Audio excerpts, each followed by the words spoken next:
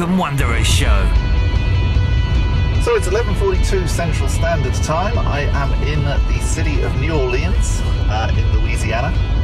Louisiana, of course, being the home state of the Couhig family, and I am on my way about 100 miles out of town. I'm just leaving the famous French Quarter now, where I'm staying for a couple of days. I'm on my way to St. Francisville, which is where Rob and Missy live. I'm going to visit Rob at his home, and then going to go and see Missy at the Conundrum, which is the bookshop that she runs in St. Francisville. Really looking forward to seeing if there's any Wycombe Wanderers products on display at the shop, and also looking forward to meeting the Couhigs dogs to find out whether or not they do in fact have the very necessary dog leads that we've talked about so much on the show over the past season. Hello? Hi, it's Bob from Wycombe Sound. I will let you in. Thank you so much. Access grid. So the doors are magically opening. I can hear the dogs barking already. Oh, the dogs are waiting for me. Oh, that's so sweet. Hello. I didn't know you had a golden retriever. Hello. Oh, I'll try not to run over your dogs.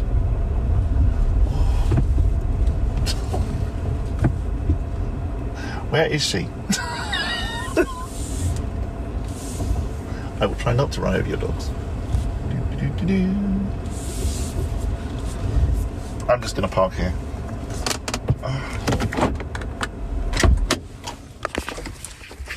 Hello!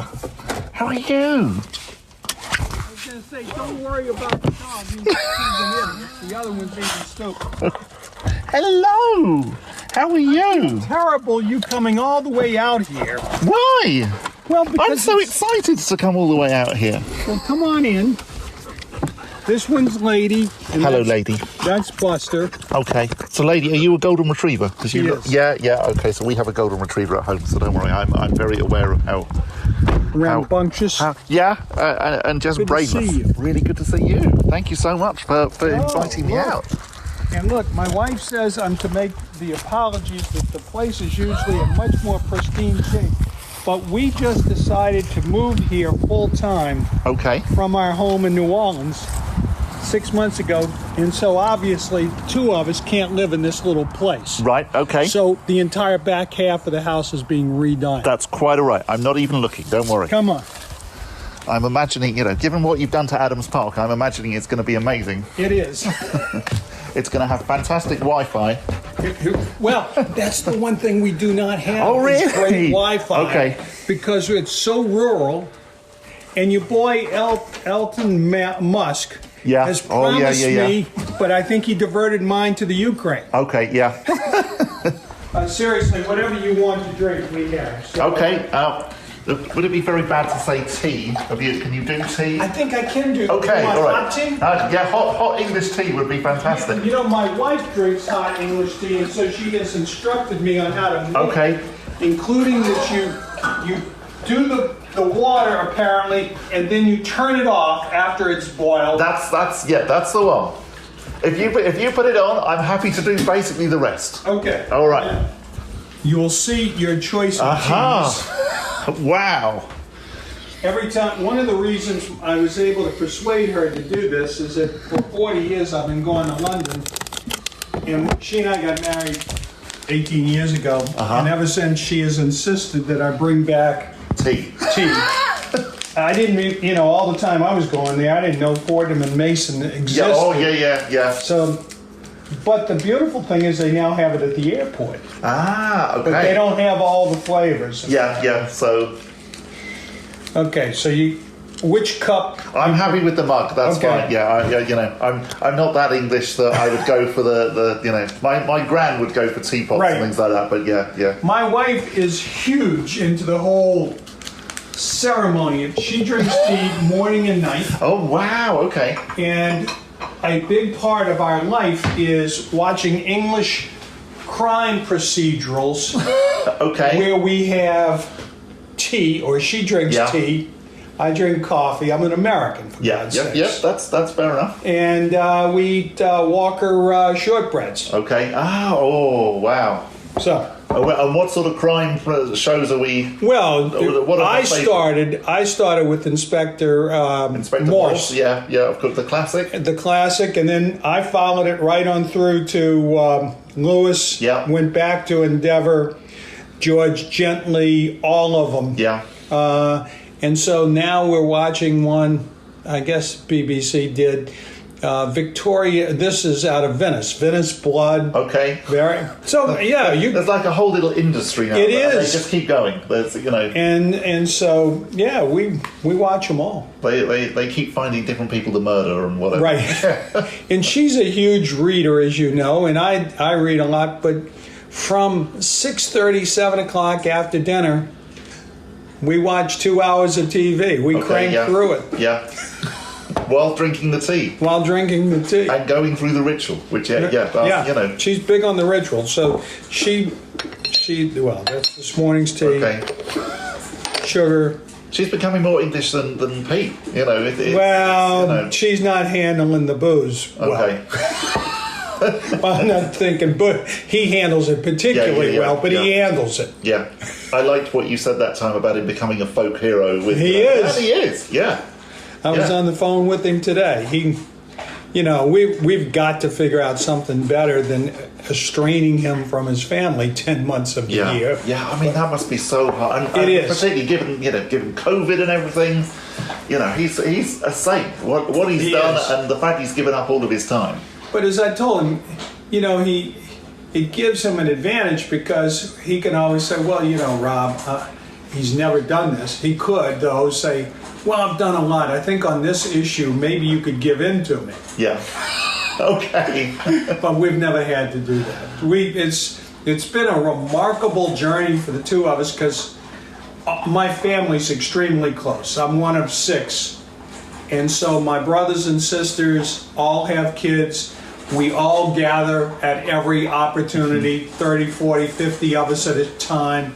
And so that whole generation, Pete, my son, have gotten along since my mother used to take them all to the beach. 13. My parents had 13 grandchildren, all boys. Wow, all and boys. Then my brother had a girl. And so we had one girl. They could appear for the Wanderers. They could do. You could have a team and you still have 2 on the bench. Yeah, and Pete was quite the player. Yeah. And then his son just emulated him. And, this is why it's not ringing. It's getting there, I think. It's. I think it is, but I had to put this down, and I did not. Oh, okay. Yeah, so you need to... So now I turn it off, right? Yeah. And we give it a moment or two. Yeah, we'll just give it a moment to slightly cool down, but that's fine. I'm impressed.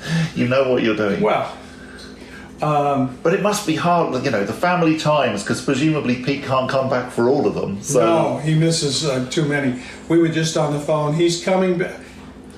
During COVID, it was horrible because there was no transportation. Yeah. And even when it stopped last summer, and I made my first trip, it took me 36 hours because the flights were so jumbled up and all of that. But he'll come home next week or the 23rd, I guess, when we play our last game. There's a 2-week period there if you pre-admit the match against Ascot. Yes, of course. And you can't pre-admit No, exactly. It's an important competition. He won't be able to get to that. But he'll come home for 2 weeks. Then he'll be back, and then he'll come back again.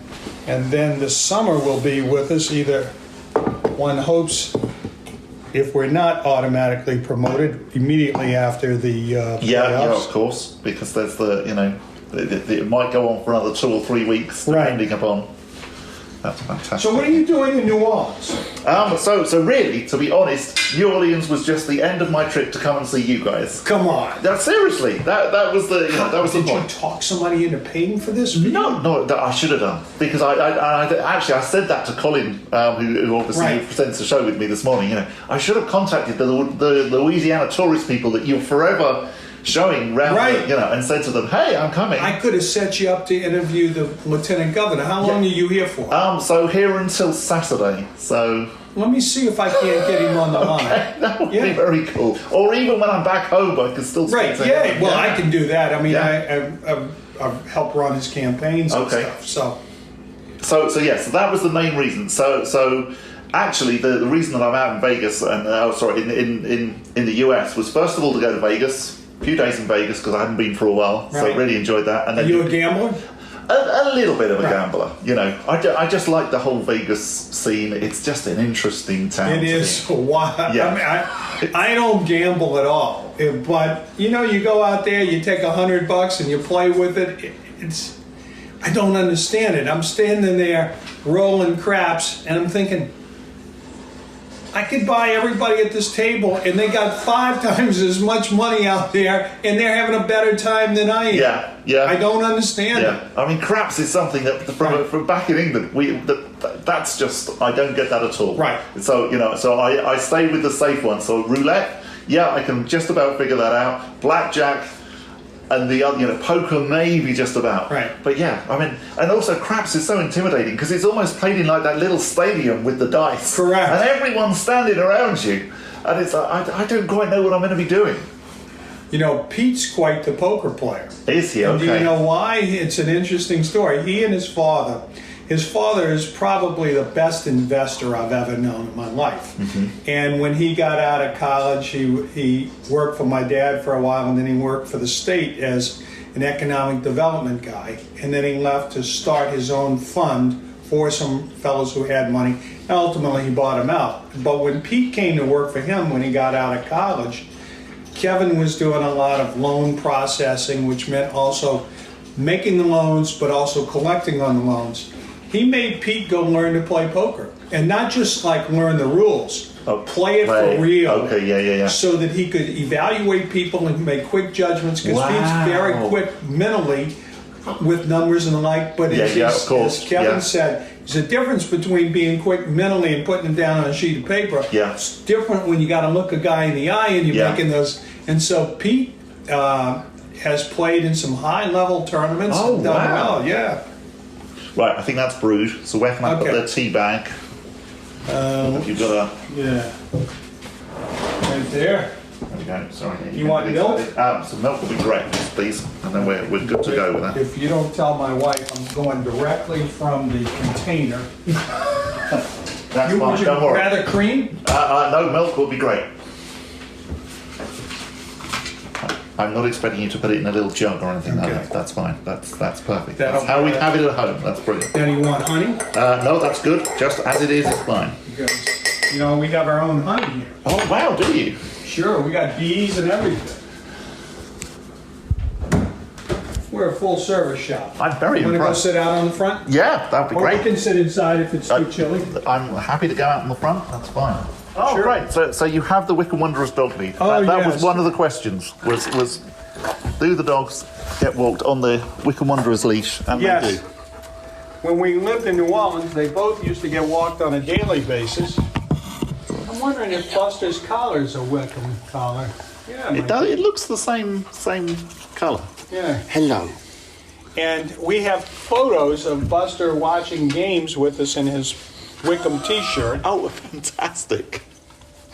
So the one thing I'm going to say to Missy is, so we have 4 dogs at home. So it would be great to have the home, the away, and maybe the 2 goalkeeper as the leads. Right.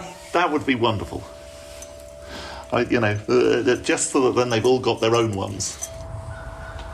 So what's the ringing we can hear? Is that the... Chimes. Okay. Very nice. They are distributed.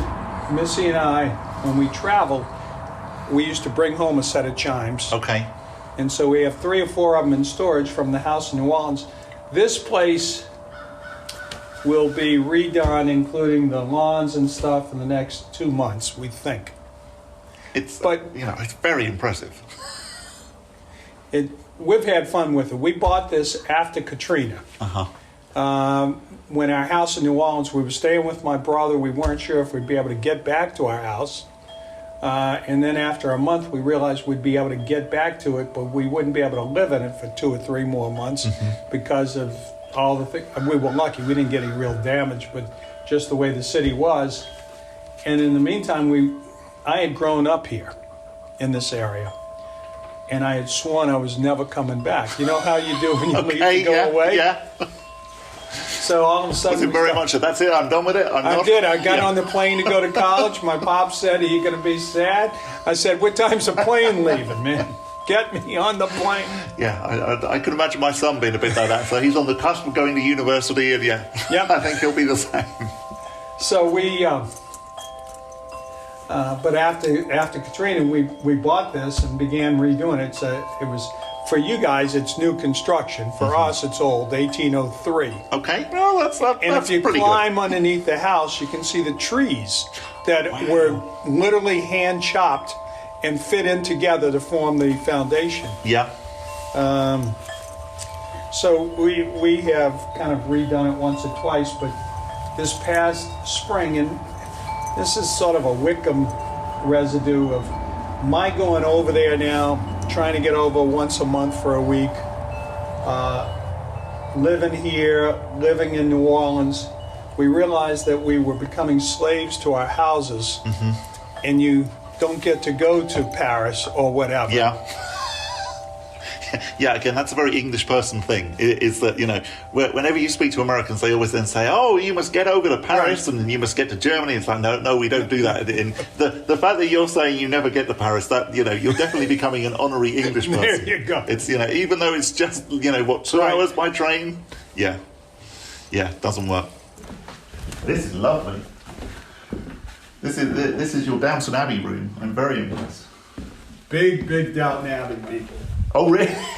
Oh, yeah. Is that another one of Missys' ones when she's not watching crime?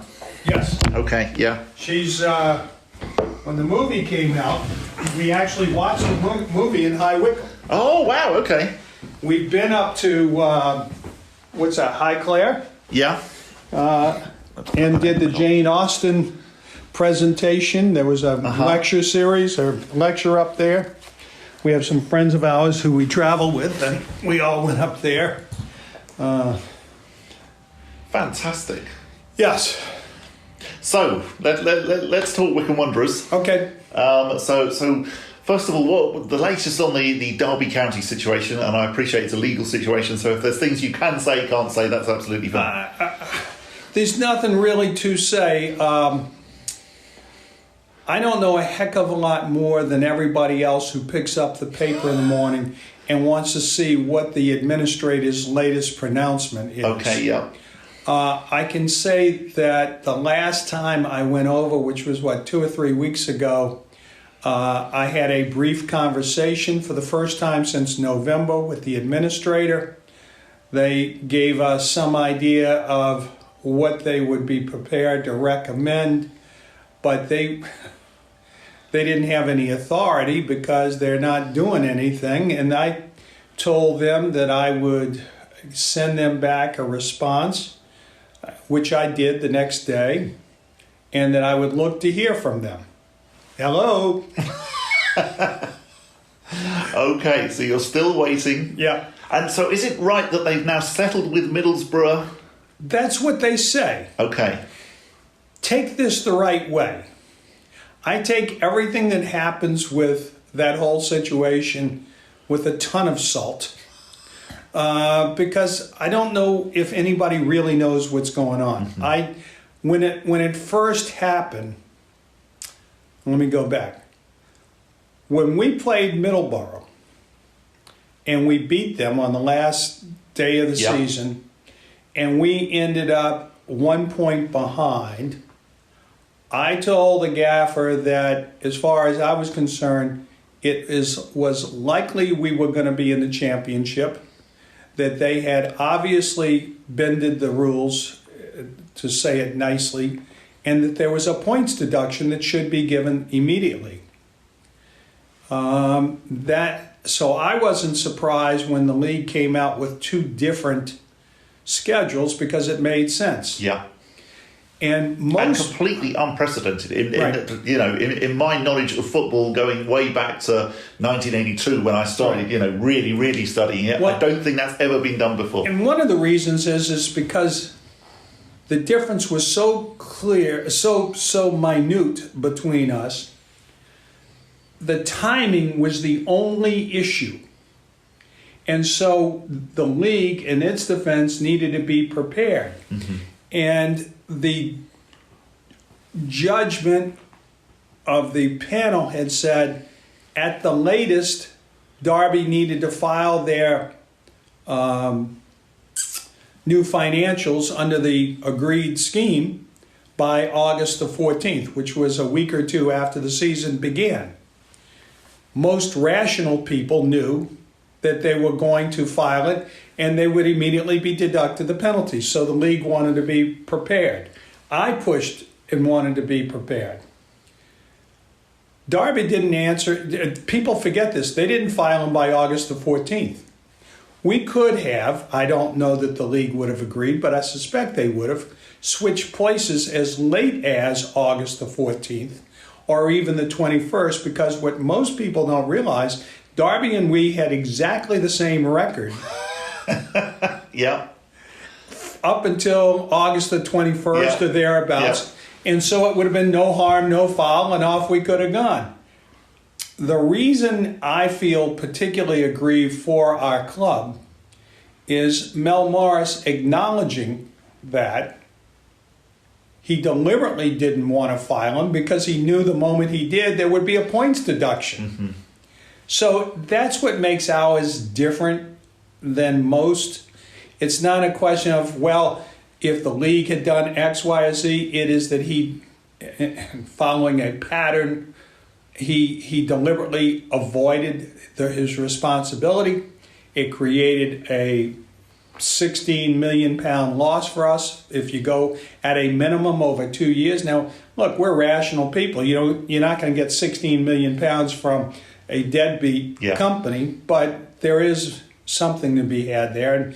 And I can't get into what we've told them, but it's a rational settlement could be had, or we'll go try the thing. And if we try it, we're going to end up with a very substantial judgment, and that's what people don't understand.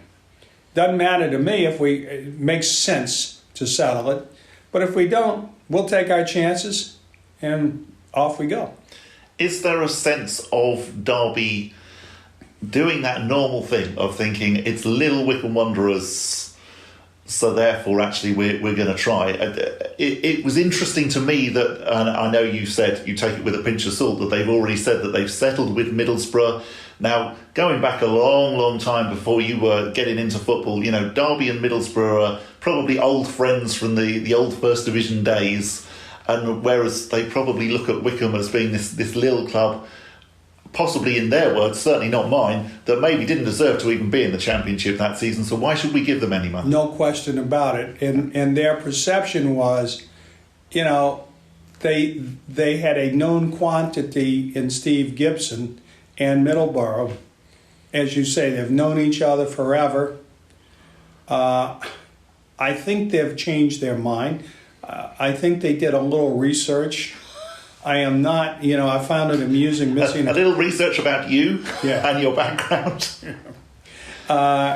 We found it amusing. One weekend, something particularly egregious was said by somebody, and so we had 500 people from Derby emailing us, Twittering us, hoping that for the worst possible outcomes for our health and the like. And you almost had to laugh. I felt sorry for the people, but who did they think they were dealing with? Sure. Oh my gosh, they've intimidated me. I give up. What people don't understand, I take my responsibility seriously. It's not just for me. 25% of the club's owned by the trust. Mm-hmm. I owe it to them. And as my wife will tell you, half of my 75% is owned by her. I better take it serious for her. Yeah.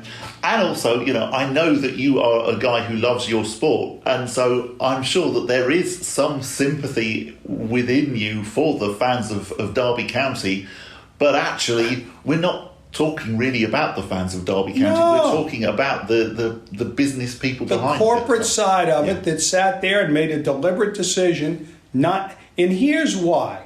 They knew that if they fulfilled their obligation, they would be now in League One trying to sell a League One club for £50 million, with the likelihood that they're going to get deducted because they would have had the points deduction. What they should have done they did what they needed to do. If it had been me, I would have gone in, I would have thrown myself at the mercy of the EFL. I would have said, pound me for every point you can possibly think of. But do it now, send me down so that I can go out and sell this club as a clean League One club with a beautiful stadium, with a beautiful manager, and we'll take our chances of going up again. Yeah. And they would have been back in the championship in all likelihood this year or next year. Yeah. Talking then of League One, how is this season going for Rob Couhig? Well, for me, I don't kick a ball. I enjoy it. Look, being able to get back and be with the fans is huge. I really like what we have done off the pitch. The new training, not new training ground, but the redo of the training ground has been sensational. I don't know that people understand why we would spend the money we did on it, but from my perspective, it's where the players and coaches have their office. It's where they go to do the 95% of their work that comes across on a Sunday or a Saturday. Yeah, it is their workplace, really. It is. We think of it as the stadium, but actually that's not true. Right. They spend 3 hours every 2 weeks at the stadium. Yeah. They spend 40 hours a week or 50 hours a week at the training grounds. So we wanted it to be nice. And look, the Trust membership and volunteers have done great. But we've got that. For the first time, they actually have good Wi-Fi without Mr. Musk's help. He says with a certain bitterness. But they have a new media room. They have enough room for the coaches. With Pete and I were talking about, we have a 50% bigger coaching staff than we did when we came in. We have 50% more trainers and the like than we did when we came in. We have analysts that didn't exist when we came in. We have a squad that's 15 people bigger than it ever was. And we have a squad. The very fact that you're using the term squad, right, which definitely previously Gareth would talk about a team rather than a squad. And then at the stadium itself, my frustration is, I don't know if people understand how huge the change is and how comparatively good our stadium is to every other stadium, not just League One stadiums, but virtually top to bottom with our technology. Not just, we got a great scoreboard, but half of the League One teams have a great scoreboard. We have the state-of-the-art LED boards that go around. 2 or 3 premier clubs have that same state-of-the-art. So I can't say we're unique on that. The combination in League One puts us apart. Mm-hmm. We have brand new floodlights, something I never thought would be big, but it's huge. And I give my man Trevor Stroud, he said, we got to have floodlights, okay? You can be in charge. Get us the floodlights. And if you notice, sometimes after we score, they'll do the little, that's Trevor. Oh, definitely, yeah. The speaker system is truly state-of-the-art, and I blame my brother Kevin for that. Kevin owned a company by the name of Presonus, and you'll see the Presonus. Of course, yeah. Kevin, as a gift, gave us $30,000 worth of speakers. As I told him, thanks a lot, it's ended up costing me $1.5 million because those speakers weren't what was actually needed for inside the stadium. We had to change out the entire inside so that we now have the best speaker system of a stadium in the UK. And when we did that, we had to change out our CCTV So we now have you can look at your face as you're coming down Hill Bottom Road towards the stadium. And you can say, hey, it's Bob from Wycombe. That's exactly, this guy's nothing but trouble. and we can pinch point everybody, and we have 2 sets of phone systems and all that. And the thing that's most remarkable, and I didn't understand this, is that in the UK, apparently broadband access, Wi-Fi access in stadiums is still relatively spotty. It's terrible. Well, I watch a lot of football back home, not only Wycombe Wanderers, and the number of times you go into a stadium, and of course it's half-time, it's Right. before the game and half-time. That's when you want to access it. You want to know what the half-time scores are, you want to know what the team is beforehand. Basically, our ground is one of the very, very few that you can use the Wi-Fi, and that's a huge thing for any football fan. Everybody there can use it at the same time. As a result, we have had, Chelsea came, but I suspect they're not in the market today to buy it. But we've had a half a dozen Premier League clubs come and look at our system. We've had innumerable lower league clubs come and Championship League One clubs come and look at it because it's spectacular. And so, but we don't do a good job of, and maybe we do a good job of advertising, and maybe I miss how I'm just so impressed with it myself. I want everybody to be impressed with it. I think people are impressed, but I think also it's almost the reverse, that people are so unimpressed when they go to the other big stadiums and it doesn't work, because you're so used to Wi-Fi working anywhere and everywhere, right, that when you actually get somewhere that it doesn't. And the classic example is Wembley Stadium, which of course is also sometimes, depending on the event, known as Wembley Stadium, sponsored by EE, who are of course a mobile company. Right. And it has by far the worst mobile phone reception I've had at any ground. Really? Yeah. And it's sponsored by a mobile phone company. So I think when you go to Adams Park, you're pleasantly surprised, but it's quite easy to then forget that actually, hey, this is fairly unique in a football term. So, and we have the new speakers outside that are just coming in. I think we put them in for the last game, finally used Kevin's speakers. So we have wonderful speakers outside. We're working on the access. That remains the bugaboo to the place. Until we get that beat, I suspect we're putting our head against the wall a little bit. Is there ever a time where you think, actually, is there somewhere else in Wycombe we could be? Have you considered moving away from Adams Park? Remember that I am like 95% of owners, never 100% satisfied with the deal or what you got.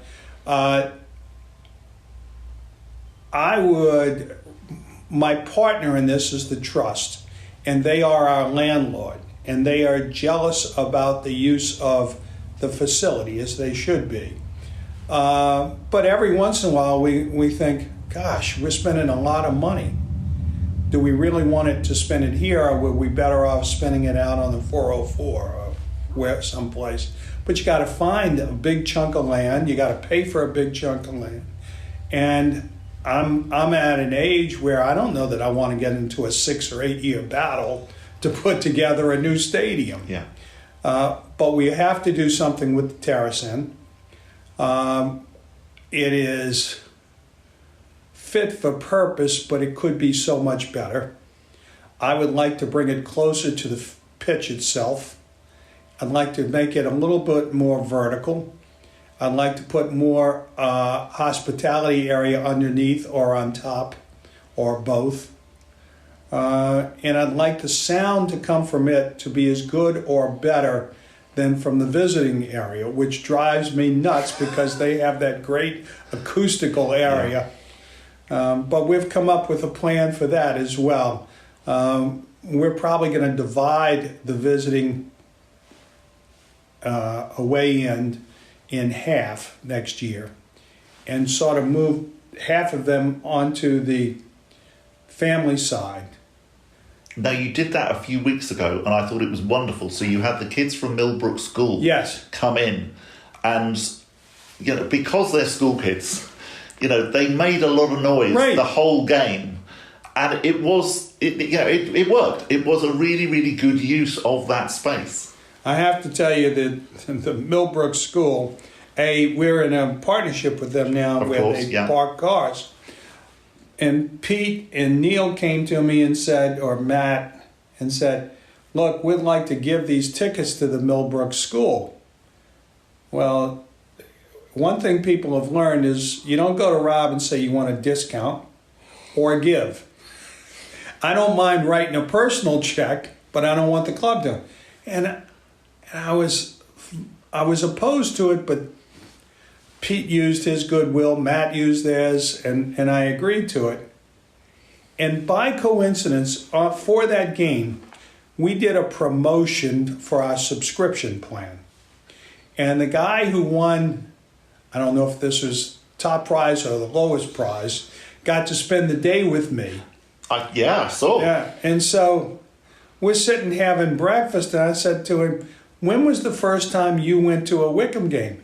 He said, well, when I was in school, they gave us a free ticket. Okay, maybe these guys are on to something. Definitely. I think if you could give some tickets away to a school for each different game, you're going to get some of those kids. Right. Definitely. I mean, the first football game I went to was when I was 8 years old. Oh, really? And I've been a football fan ever since. And and I think there's a lot of similar stories as well. If you give the tickets to the parents and the kids, then yeah, definitely. But it was a great use of that stand. Right. No, they convinced me. Yeah, that's really good to hear. But yeah, so with regards to the access, can you ever see another road going? I don't even know at the other side of the club. And I'm not telling stories out of school. We're working at that constantly. Okay. I in fact asked Neil, who's our operations guy, and Trevor, why don't we have it? What do we need to do? And so Neil and I kid, because I always come over there and I come up with a list of 23 things I'd like to do. But that's top in the off season. The only other thing I want to do that's even as high on that list is probably the replacement of most of the men's bathrooms. Isn't that weird? Yeah, but I can understand that as well. So yeah, you do. The thing is, it's a room that you spend such a short amount of time. Right. But at the same time, yeah. I mean, want people I want people when they go there to walk away and say, that was a terrific time. Did we win? And then if we win, it's just that much better. Sure.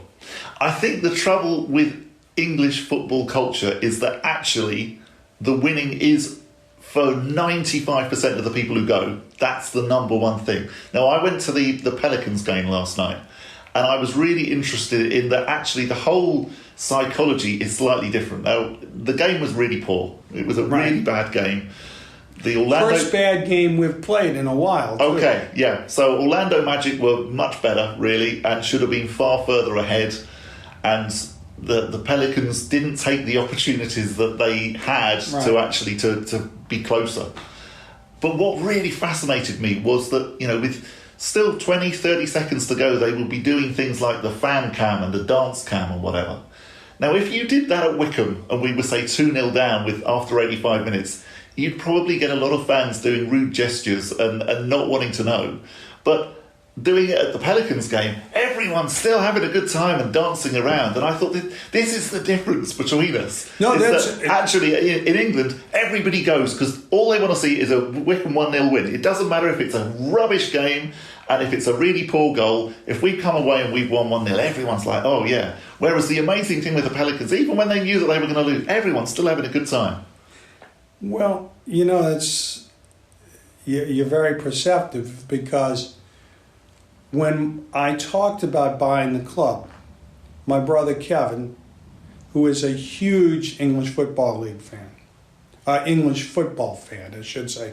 He's been a Liverpool guy for 40 years, used to fly over to watch the team a couple of times a year, knows every player for the past 50 years. Pete, big football fan. I didn't come into it that way. I was a baseball guy, which is even more like that Pelicans game, Yeah. because you play 150 times a year. If you're going to get emotionally beat up because you lose a game, you got no place in this. And they both cautioned me that my natural sort of tendency towards showmanship and having a good time ran the risk of being not welcome, is the kindest term I will use, by the traditional fan. And that I had to be very careful in how I approached it. Fireworks. I am in love with fireworks. Let's make sure that that's done. Yeah. I get criticisms from people saying, what is this about? Why are we don't need to waste our money on fireworks. And I'm thinking, it didn't cost you a penny. What do you think? Because I don't have fireworks, I'm going to have somebody else playing striker next week? How about we recognize that it's the totality of the experience? And here's, just as I acknowledged that free ticket actually got me somebody, we have had many a family call up and say, just trying to make sure you guys are having fireworks because the family loves the fireworks. Now there's a coterie of people, a strong coterie, who if we never have fireworks again will be happy. The fact that we've never lost a game with fireworks, I was going to say, works in our favor, and so we're trying to figure out if we should put them on for Saturday or not, but it's hard at 5 o'clock in the afternoon. yeah, of course. But yeah, so that cultural divide, that's probably, I mean, the biggest difference. And of course, Kevin, and I'm a reader, so I've now gone back and educated myself on how the sport came to be. You know, from the mill guys working for 6 days and you get off at noon and you go get yourself loaded and then you go watch the mill team play that the owner sponsored to make everybody feel better. And then you could get drunk and you could have a fight and it was all male dominated. And one of the first things we try to do, and the reason we have Missy on the board, is that we believe in a family atmosphere. And that sort of runs headlong into a lot of traditionalists who think it ought to just be the guys out drinking beer and yelling and screaming. But a lot of the women do too. So we live in a different culture. I think it's interesting you come at it from a baseball point of view, because I think, and I possibly even said this to you before, I think there's a lot of similarities back home between baseball and cricket. Right. In that people will go to cricket and it doesn't really matter. The game broke out while I was there. Yeah, they're happy to go, they'll drink the beer, they'll have a good time, and they'll come away, and whether your team has won or lost doesn't really, unless it's the Ashes or something like that, right. It doesn't really matter. Whereas I think our football's codes, both of them, are very similar. I haven't been to see the Saints play, but I have seen various football teams, and I would imagine that, if the Saints had lost, maybe there wouldn't have been quite so many fans doing the dance cam thing, say, towards the end. No, there would not be. And in fact, there's a palpable deflation of people's enthusiasm in the city of New Orleans when, remember, I grew up when the Saints never won. Or rarely won. And when you were losing, it just sort of took it out of you. I'm a big college football fan. LSU, when they're winning, there's nothing better. You walk into that stadium, 100,000 people screaming and yelling and having a great time.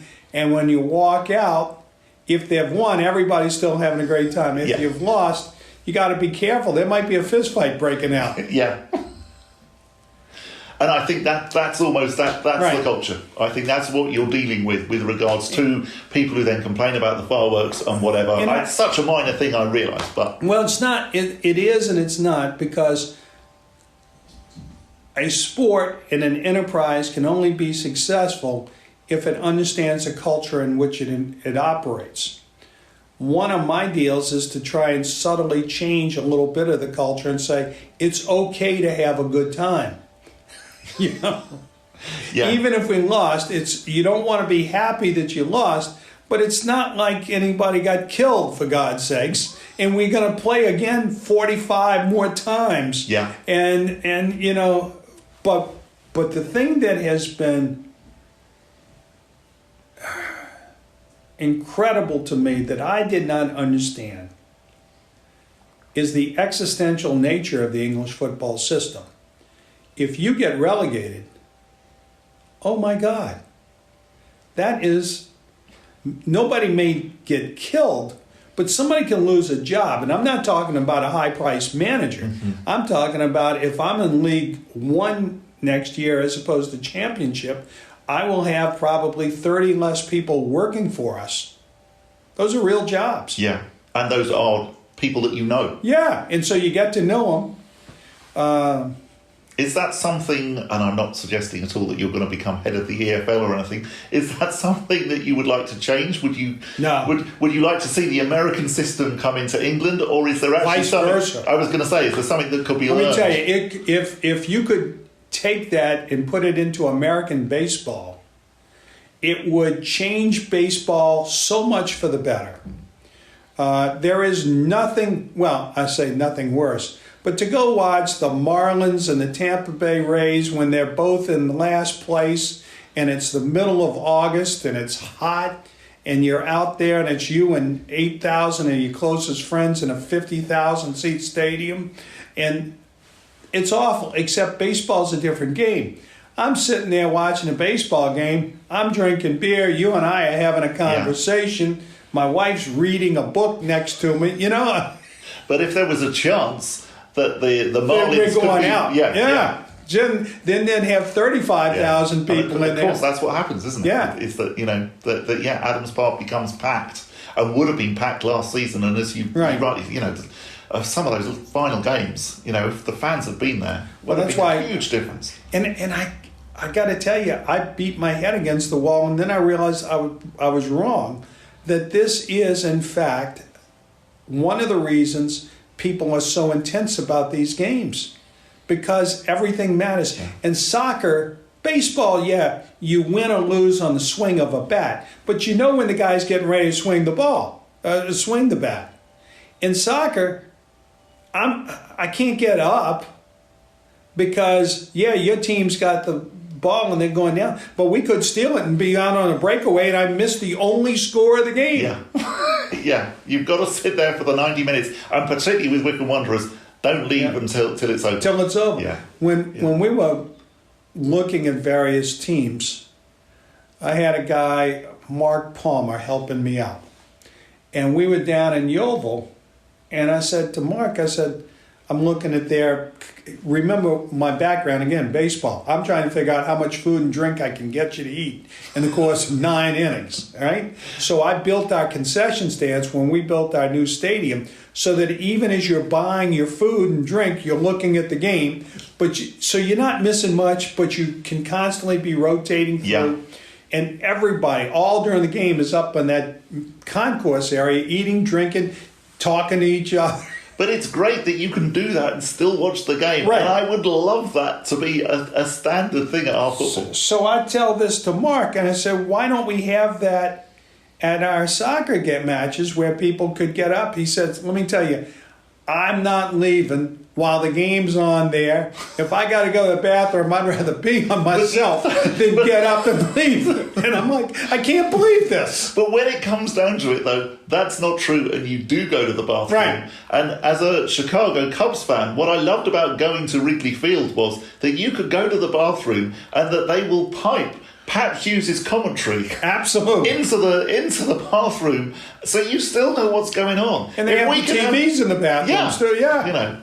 You know, this is a perverse thought because I know him, but couldn't we have Phil Catchpole's commentary piped into the bathrooms at Adams Park? You know, that's a great idea.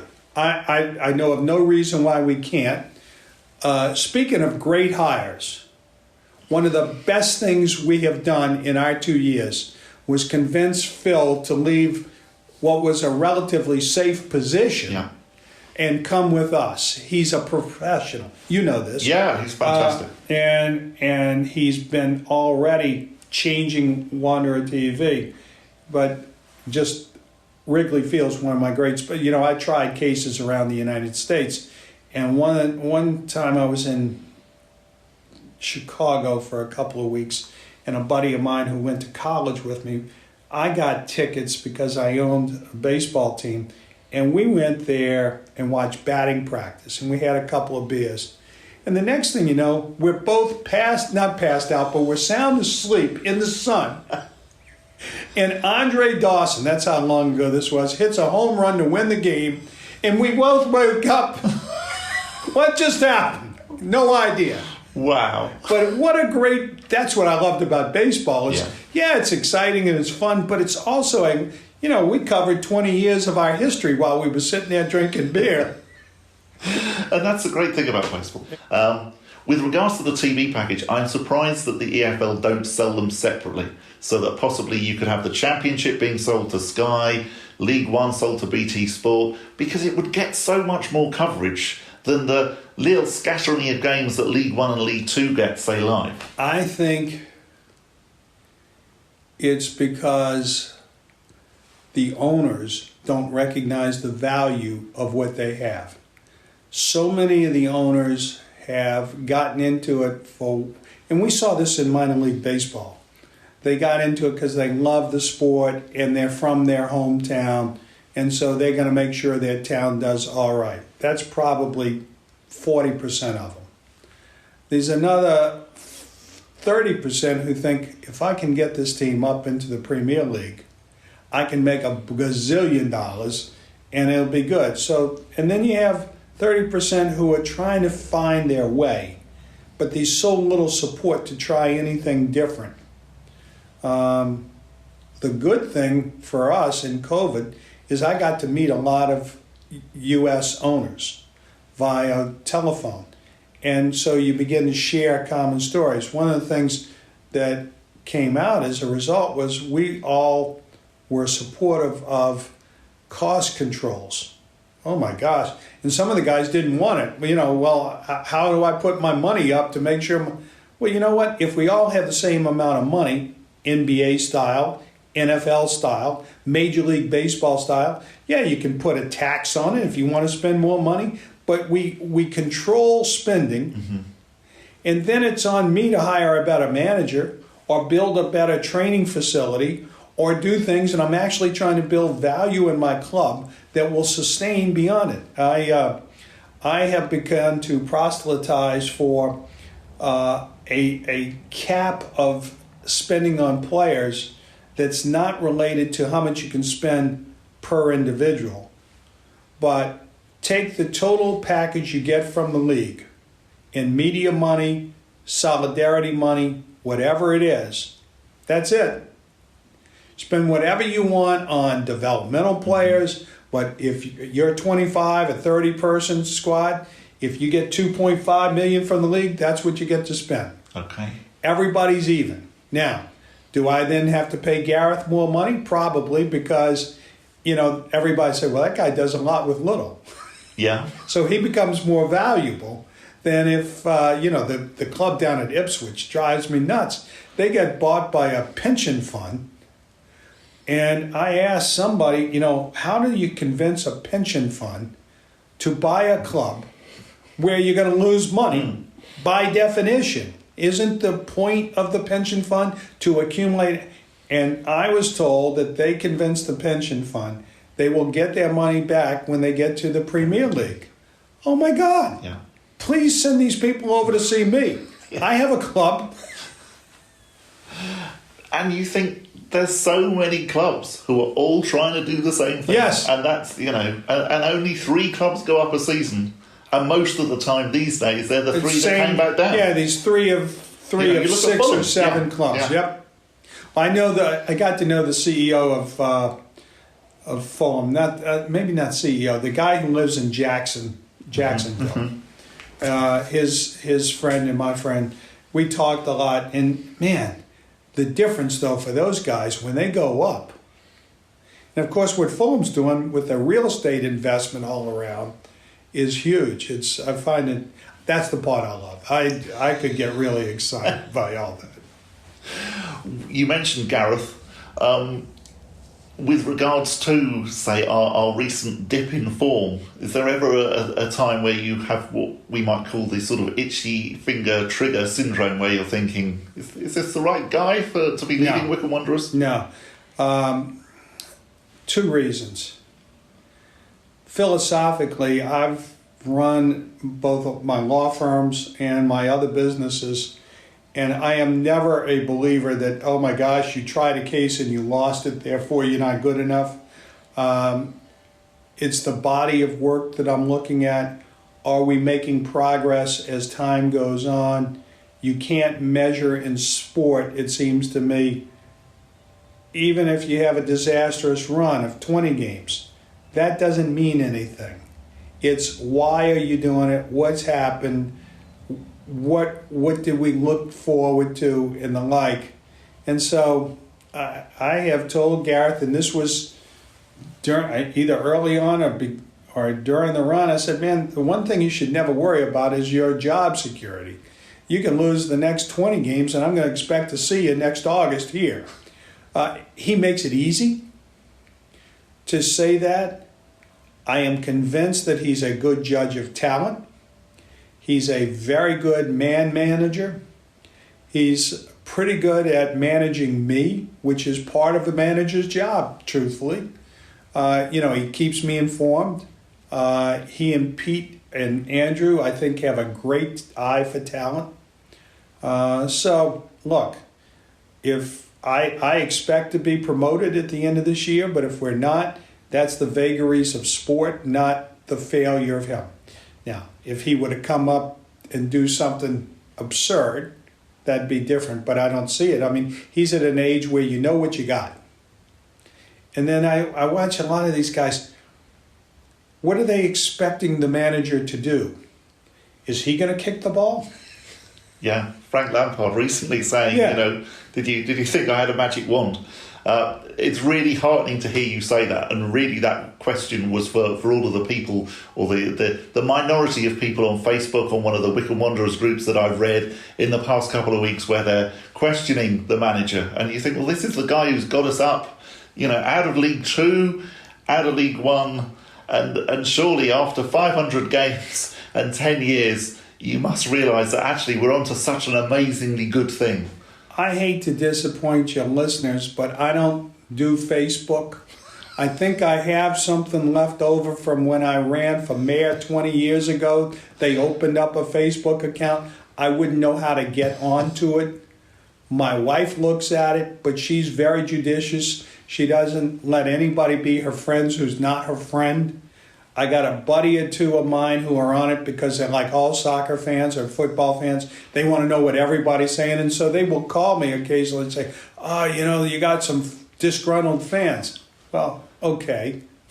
Everybody has disgruntled fans. Right. It doesn't matter if you're Manchester City or whether you're Swindon. You got to remember my background. I ran for mayor, and then I endorsed the guy who ultimately became mayor, and ultimately he went to jail. Okay? So I have had people vilify me in the past. You're used to it.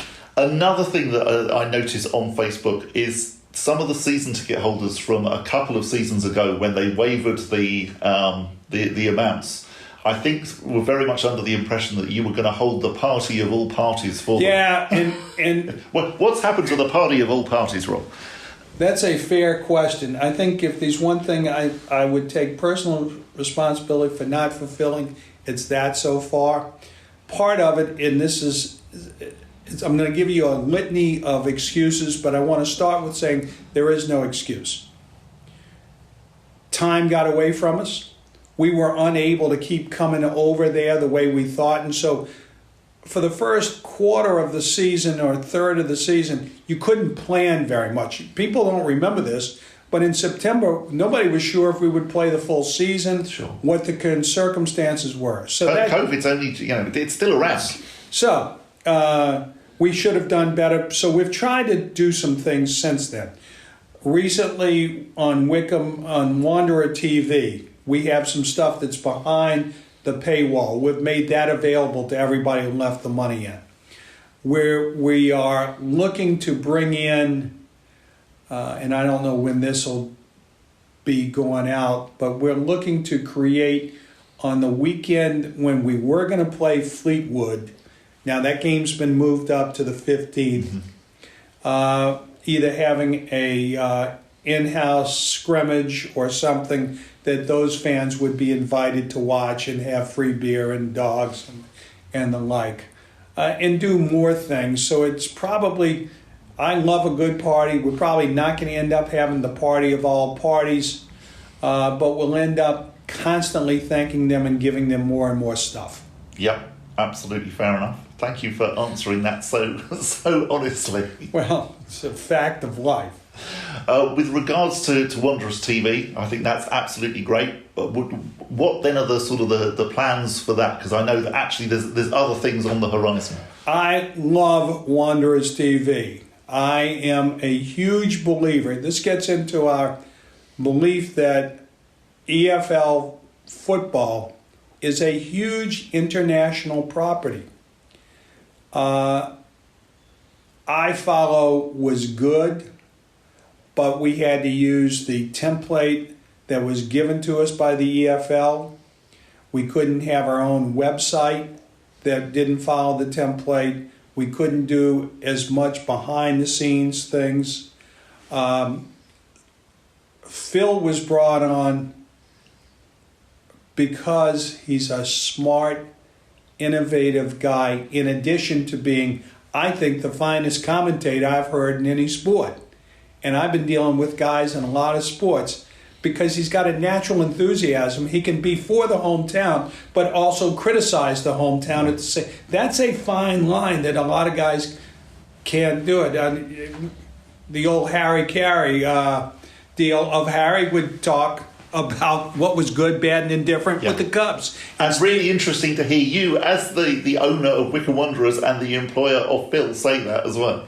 Well, and you remember Steve Stone, when he was with Harry, he would try and get Harry to calm down sometimes. My son wants me to talk Phil into coming up with a video dictionary of Philisms, you know? What does it mean to maraud down the left-hand channel, you know, for those of us in the United States? Or he had some other terms he was using, and Robbie called me up in frustration. He says, look, two things. Since Phil took over Wanderers TV, we haven't won. That was several weeks. Yeah. And Phil quickly rejoined. He said, no, we won the Oxford game. Yeah. Tell Robbie, back up. But also, I need an explanation of some stuff. So, fun. Go back, and this weaves into the discussion you and I really are having, which is, it's an existential game, but it's a game. Yeah. You got to enjoy it. One of the things that I love about my family is we have a good time. We laugh. We are hard fighters. But few have as much capacity. If you came to Thanksgiving dinner with us, the way this team got bought was my brothers and I are sitting around smoking cigars and telling big stories, and they said you couldn't buy a club. I'll show you can buy a club. And you're laughing. But Phil brings that joy to it.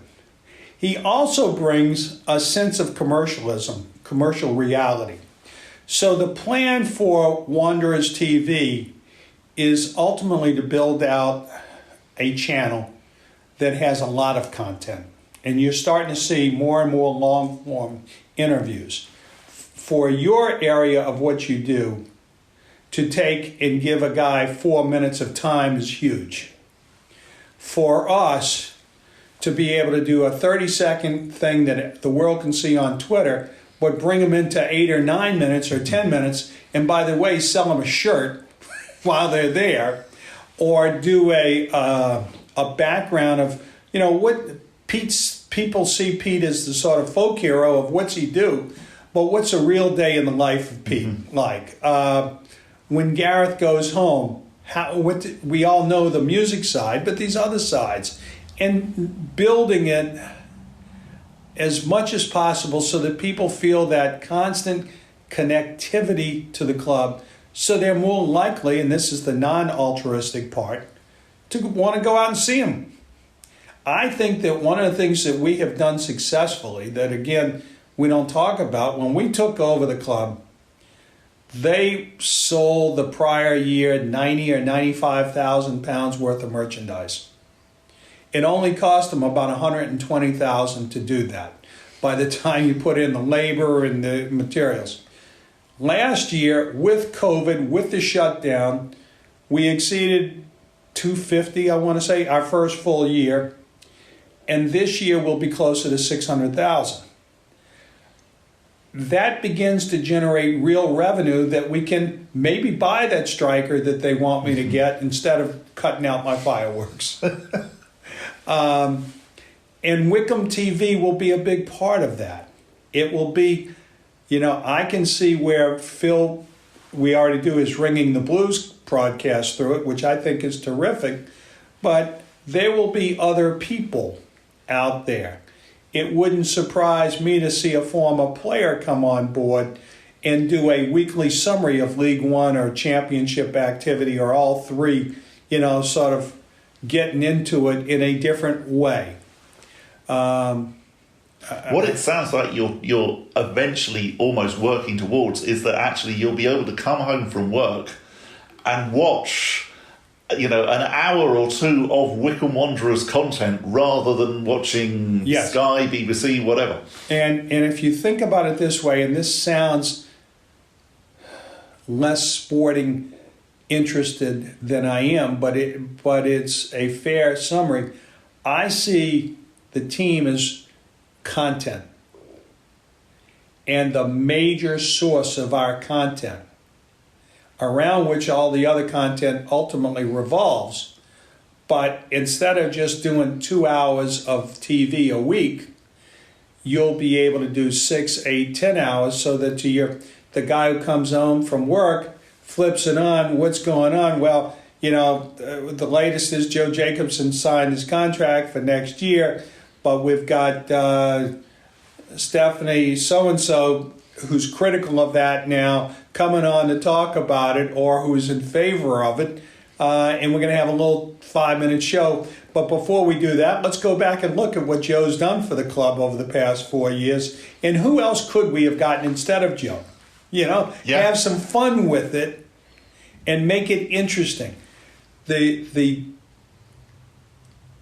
part that's difficult is how much do you spend creating that for an audience of 23 people?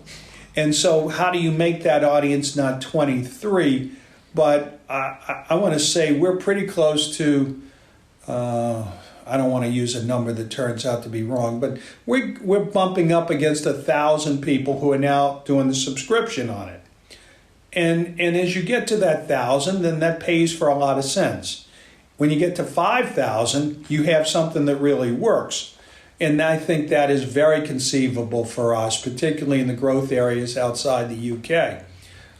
One of the things I'm proudest of is the whole worldwide wanderer phenomenon, which is created in whole cloth by me one day because I love the alliteration of it.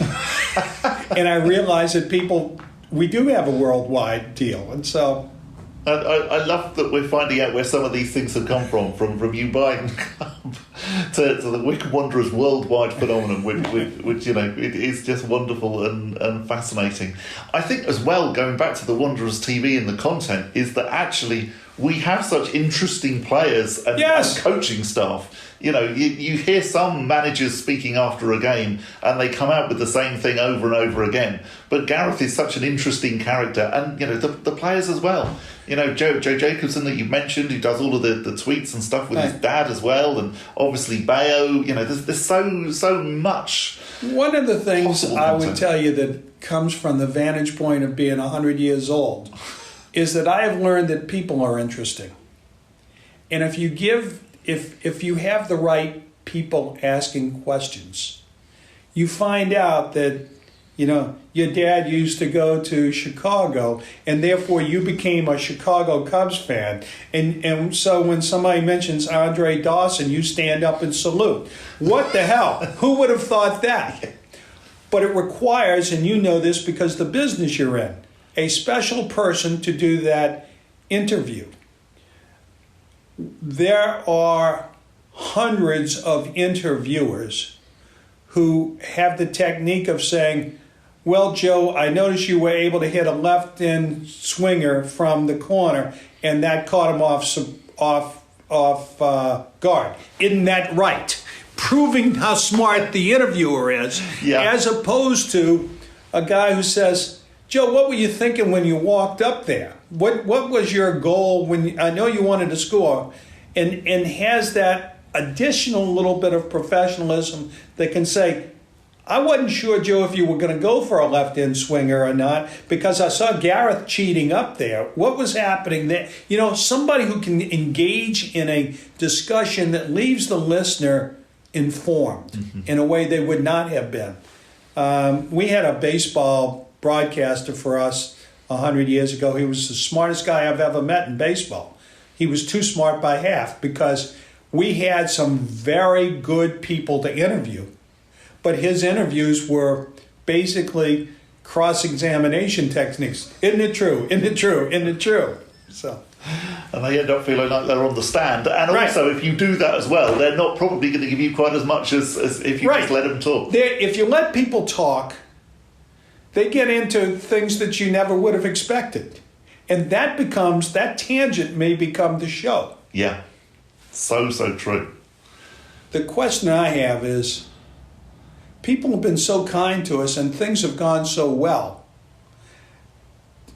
Have we built up an unjustifiable, what's the right word, expectation in people's mind that nobody can now meet?